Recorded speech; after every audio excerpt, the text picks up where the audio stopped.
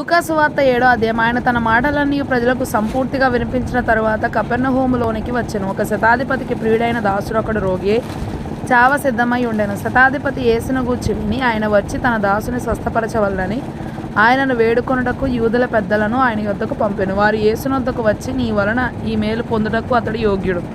అతడు మన జనులను ప్రేమించి మనకు సమాజ మందిరము తానే కట్టించనని ఆయనతో చెప్పి మిక్కిలి బతిమాలుకొనిరి. కావున యేసు వారితో కూడా వెళ్ళెను. ఆయన ఆ ఇంటి దగ్గరకు వచ్చినప్పుడు శతాధిపతి తన స్నేహితులను చూచి, మీరు ఆయన యొద్దకు వెళ్ళి, ప్రభువా, శ్రమ పుచ్చుకొనవద్దు, నీవు నా ఇంటిలోనికి వచ్చుటకు నేను పాత్రుడను కాను, అందుచేత నీ యొద్దకు వచ్చుటకు పాత్రుడనని నేను ఎంచుకొనలేదు. అయితే మాట మాత్రము సెలవిమ్ము, అప్పుడు నా దాసుడు స్వస్థపరచబడును. నేను సహా అధికారం నాకు లోబడిన వాడును, నా చేతి క్రిందను సైనికులు ఉన్నారు. నేను ఒకరిని పొమ్మంటే పోవును, ఒకరిని రమ్మంటే వచ్చును. నా దాసుని చేయుమంటే ఇది చేయునని నేను చెప్పినట్టు ఆయనతో చెప్పుడని వారిని పంపెను. యేసు ఈ మాటలు విని అతని గూర్చి ఆశ్చర్యపడి తన వెంట వచ్చుచున్న జనసమూహం వైపు తిరిగి, ఇశ్రాయేలులోనైనను ఇంత గొప్ప విశ్వాసము నేను చూడలేదని మీతో చెప్పుచున్నానెను. పంపబడిన వారు ఇంటికి తిరిగి వచ్చి ఆ దాసుడు స్వస్థుడై ఉండుట కనుగొనిరి. వెంటనే ఆయన నాయీనను ఒక ఊరికి వెళ్ళుచుండగా ఆయన శిష్యులను బహు జనసమూహమును ఆయనతో కూడా వెళ్ళుచుండిరి. ఆయన ఆ ఊరి గవని యొద్దకు వచ్చినప్పుడు చనిపోయిన ఒకడు వెలుపలికి మోసుకొని పోబడుచుండెను. అతని తల్లికి అతడు ఒక్కడే కుమారుడు, ఆమె విధవరాలు. ఆ ఊరి జనులు అనేకులు ఆమెతో కూడా ఉండిరి.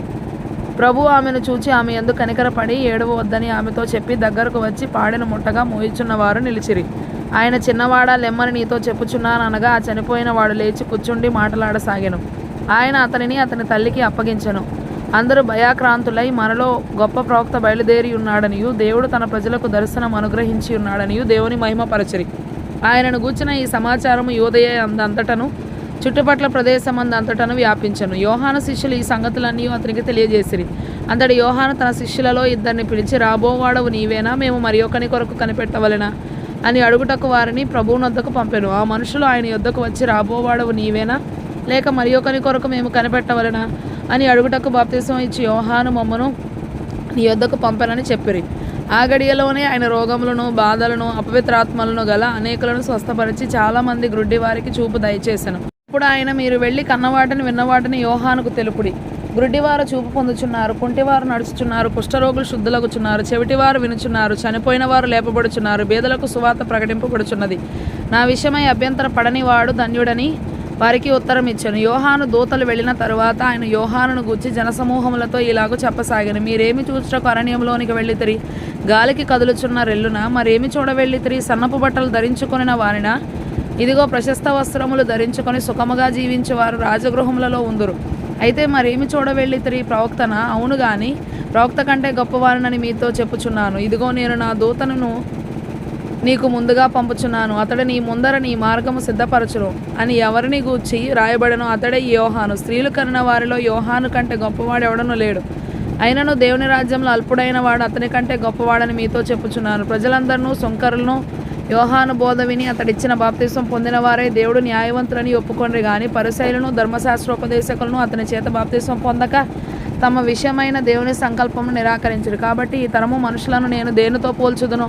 వారు దేనిని పోలి ఉన్నారు? సంత వీధులలో కూర్చుండి ఉండి మీకు పిల్లనగ్రోవి ఊదితిమి గాని మీరు నాట్యం ఆడరైతిరి, ప్రలాపించితిమి గాని మీరు ఏడవరైతిరి అని ఒకనితో ఒకడు చెప్పుకొని పిలుపులాటలాడుకొని పిల్లకాయలను పోలి ఉన్నారు. బాప్తిసం ఇచ్చి యోహాను రొట్టె తినకయు ద్రాక్షరసము త్రాగకయు వచ్చెను, గనుక వీడు దయ్యము పట్టిన వాడని మీరు అనుచున్నారు. మనుషుల కుమారుడు తినుచును త్రాగుచును వచ్చెను గనుక మీరు, ఇదిగో వీడు తిండిపోతును, మద్యపానీయు, సుంకరులకును, పాపులకును స్నేహితుడును అనుచున్నారు. అయినను జ్ఞానము జ్ఞానమని దాని సంబంధులందరినీ బట్టి, మూల భాషలో పిల్లలందరినీ బట్టి తీర్పు పొందుననెను.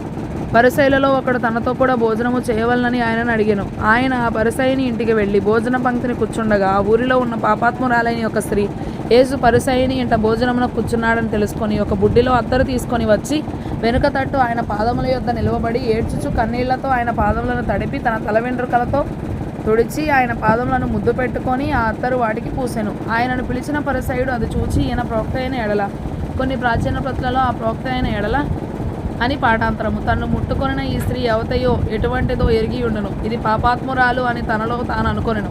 అందుకు యేసు, సీమోను, నీతో ఒక మాట చెప్పవలనని ఉన్నానని అతనితో అనగా అతడు, బోధకుడా, చెప్పుమనెను. అప్పుడు యేసు, అప్పు ఇచ్చు ఒకనికి ఇద్దరు రుణస్థులుండిరి. వారిలో ఒకడు 500 దేనారములను మరి ఒకడు 50 దేనారములను, ఒక దేనారం ఇంచుమించు 1/10 రూపాయి కావచ్చును అచ్చి ఉండిరి. ఆ అప్పు తీర్చుటకు వారి యొద్ద ఏమీ లేకపోయిన గనుక అతడు వారిద్దరిని క్షమించెను. కాబట్టి వీరిలో ఎవడు అతని ఎక్కువగా ప్రేమించునో చెప్పుమని అడిగాను. అందుకు సీమోను, అతడెవనికి ఎక్కువగా క్షమించనో వాడే అని నాకు తోచుచున్నదని చెప్పగా, ఆయన నీవు సరిగా యోచించితివని అతనితో చెప్పి ఆ స్త్రీ వైపు తిరిగి సీమోనుతో ఇట్లనెను, ఈ స్త్రీని చూచుచున్నావే, నేను నీ ఇంటిలోనికి రాగా నీవు నా పాదములకు నీళ్ళు ఇయ్యలేదు గాని ఈమె తన కన్నీళ్లతో నా పాదములను తడిపి తన తల వెంట్రుకలతో తుడిచెను. నీవు నన్ను ముద్దు పెట్టుకొనలేదు గాని నేను లోపలికి వచ్చినప్పటి నుండి ఈమె నా పాదములు ముద్దు పెట్టుకొనుట మానలేదు.